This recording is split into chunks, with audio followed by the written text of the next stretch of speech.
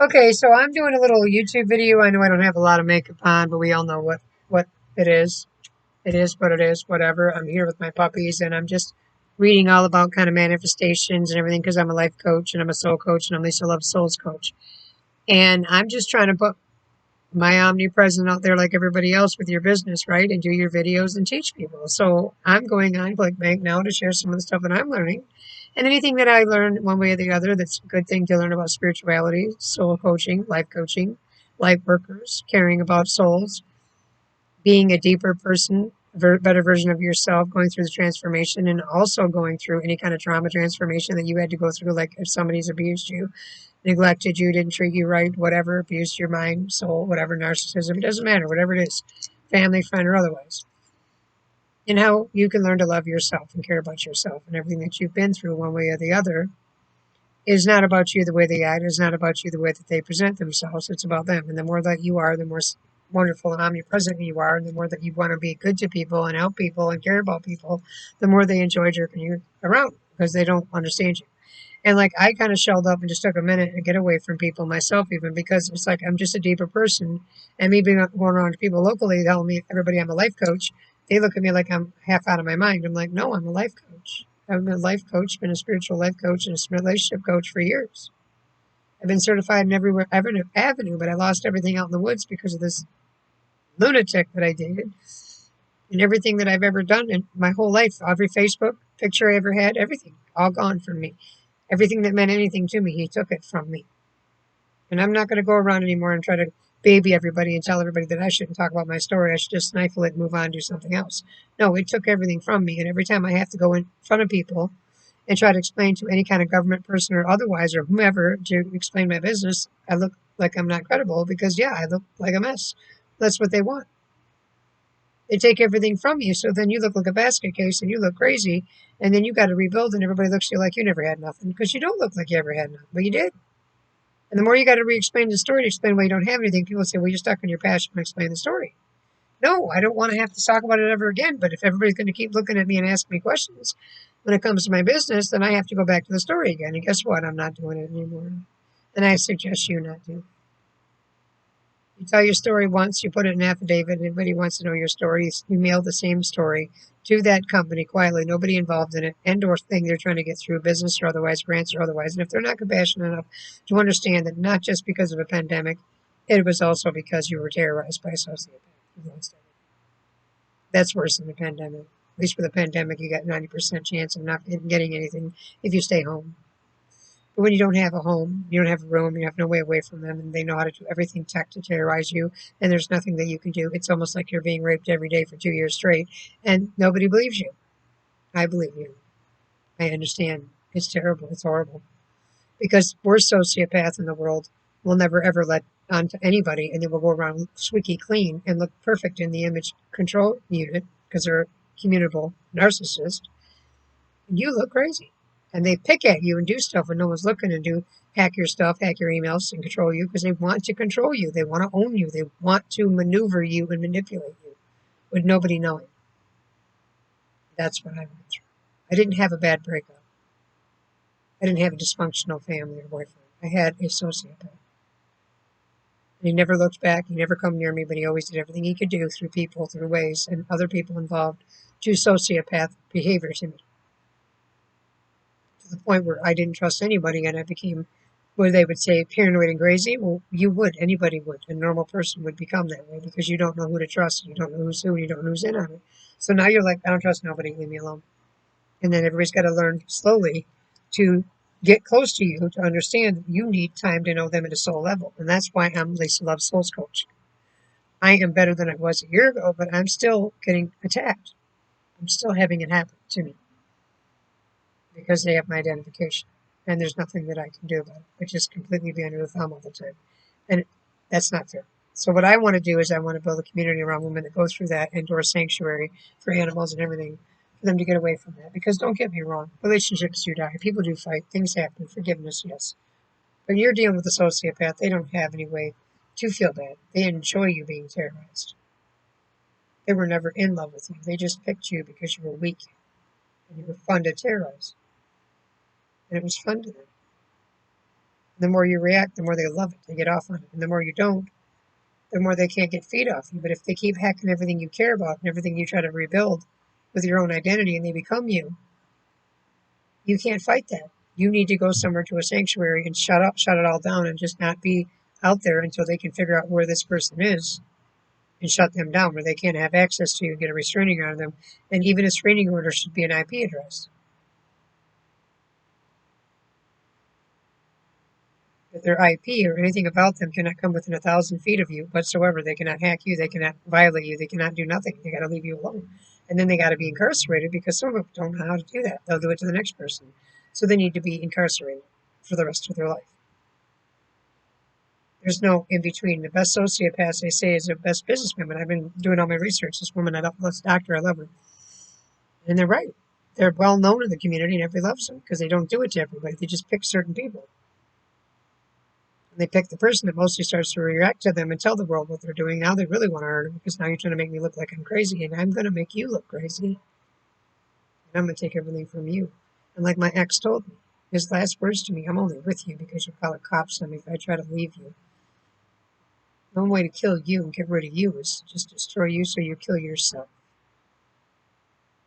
And that's the day before I told him to get the hell away from me. The next day he comes over, love bombing with the 2 tarps and the bottle of wine, like, we're good. What? I didn't say nothing. I just, what?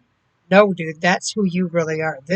What you're doing here is the fake guy trying to woo me in. The other guy's you. And you're not fooling me anymore. I'm not begging you for money anymore. You're giving me $20 a week when you're making $700. Let me live out in this tent, is starve to death and push this stroller around, laughing at me with everybody. You deliberately set this up so I would be pathetically at your mercy, so you could terrorize me. And then you stole my identification in the very beginning, and I couldn't believe where I couldn't find it. And you said, well, I'll just help you go to the church that I went to. You can go ahead and get your identification again. That's how I got mine. He didn't lose his. He became someone else. This is what I think now. I don't even know anymore. The point that I'm making is, then he took it the second time. I knew he took it the first time. So that's why I went around with no way to work anywhere.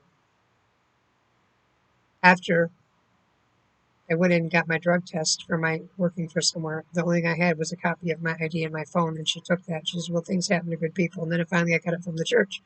But the point is, I went around for a good couple of months with him, stuck to him, strapped to him, because I didn't have any identification to work anywhere, and he knew it. And he was the one that took it. That's how sick of a person this was. Now he's gotten himself all healthy. A couple years later, but he's still, whomever's doing this to me and want me to stifle my mouth, and that's okay, moving on, I will. But why is that woman going through that? Why is she supposed to be afraid to tell her story and she's got to keep being terrorized by groups of people that think that he has a right to a new life? He has a right to whatever he wants. He leaves me alone, gives me my identification back, and never comes near it again, yes. But when it involves my identification, it involves my business, it involves me, and then it is my business to talk about it. And whomever is doing it. Until I have free will and peace. And any other woman for that matter. So this is going to be a video about soul coaching and life coaching and how to move forward. And then I'm going to do another video after this one. It's going to be about manifestations and moving forward. And everything beautiful to make yourself beautiful, and make your body feel good, and make you feel good, and make everything be good. But that's just what happened to me, and I'm still living it. So don't anybody judge me when I kept asking the creators to come get me. I just wanted to go somewhere and work underneath someone else so I didn't have to deal with that anymore. They could never take my money again. They could never take my business or my ideas or my life away again because they don't have access to me. And everything that I do is under someone else's name, and they're going to let me have the money as we share a business, was what my point was. That's what I wanted. So remember that when you're dealing with people going through something like that, don't just shut them out, look at them like they're crazy. Put yourself in their shoes and take them in. And that's why I want to build a sanctuary. That's why I want to build a place for women to go to not ever feel like that and just feel constantly terrorized. It's one thing if the guy beats your ass and then he keeps trying to beat your ass. Everybody knows that. That's easy. But when he's completely underneath the table and never gets caught, and he's sober and his brother lives down the road, who's to know? Nobody believes you. You're just terrorized. Because they know all your information. They know everything about you. Is that okay if a terrorist does that to a woman he's never met, never nothing, but he's a sociopath, the cops find him? They wouldn't allow that because he was never with her. But somebody that was with somebody, they would say, well, he's not hurting you. Get a P.O. box and get off the internet. No. Why do I have to give up my whole life because somebody else is a sociopath? Let them give up their life. Let them learn they can't do that to people and they have to be locked up if they can't act accordingly and not terrorize women. That's how I see it. So then that's why I was trying to build a sanctuary and get people to come to it to get away from that behavior because nobody deserves to be terrorized because they get off on it. They don't feel bad that you're hurting. They want you to hurt and they're going to make sure they look squeaky clean in the society and beautiful and you look nuts. And there's no proof and you just have to what? Relocate like the one guy down the road said? My brother's crazy, dude. He's sober. He gets away with everything he wants to do it. And he just gets away with it. And nobody ever catches him. If you're dealing with someone like that, you're not going to fight him. You just need to relocate, keep trying to move so he can't find you. And go on an alias. Well, I'm not doing it. He goes, well, good luck. You're not going to be nothing but terrorized because this person or these people, if they're really good at what they're doing, you can't fight them. So what happens to that girl? She gets hacked. She gets all her videos blocked. That's what happens. And she just finally loses her mind, kills herself, and they win. She can't do anything else. Or starves to death and dies off because she's sick because she can't work.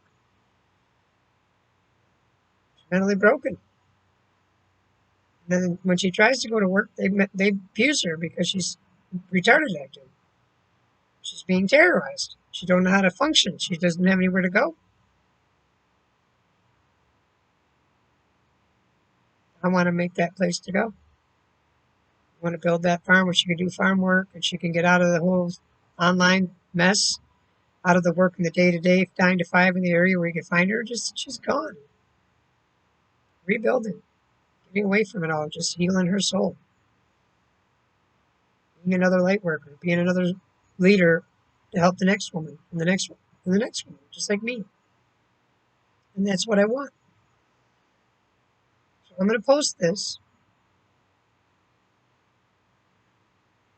I'm going to post a couple links in my thing too about ways to manifest, ways to help yourself, ways to learn light workers, ways to learn how to help people and be a soul worker and soul purpose and all that stuff. And don't let that stuff bother you because that's what they want to do.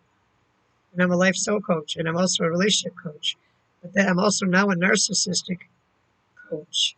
I'm not a doctor. I can't prescribe you medicine, but I know enough about it because I went through it and I read on it a lot. So I can tell you tips. Like basic, but I can direct you to a doctor if you need one, and I can direct you to the right doctors that I listen to on YouTube, and then you can go from there.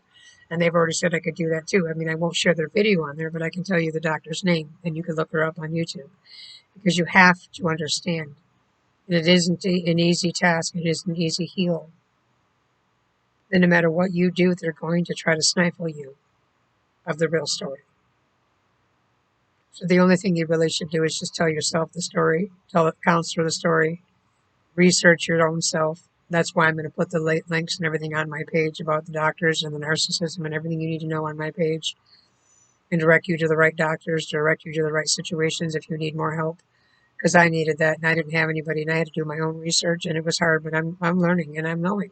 So if I just don't talk about him and how he did it and his name, at first I kind of did that because I was hurt. But no, don't do that. Just listen to things and then build a business around something that makes you feel better. You can even be a woman, make women empowered or whatever.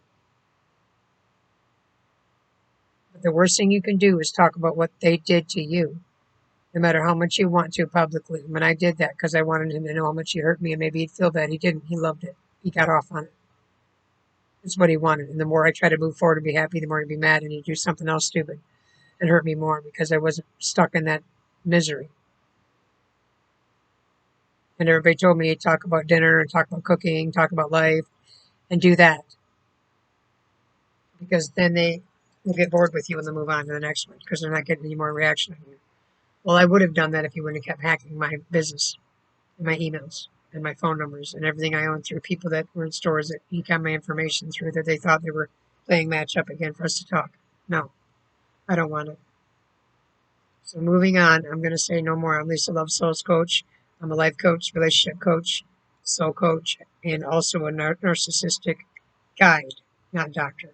I am not a doctor. I do not minister medicine. I cannot heal your mental illness.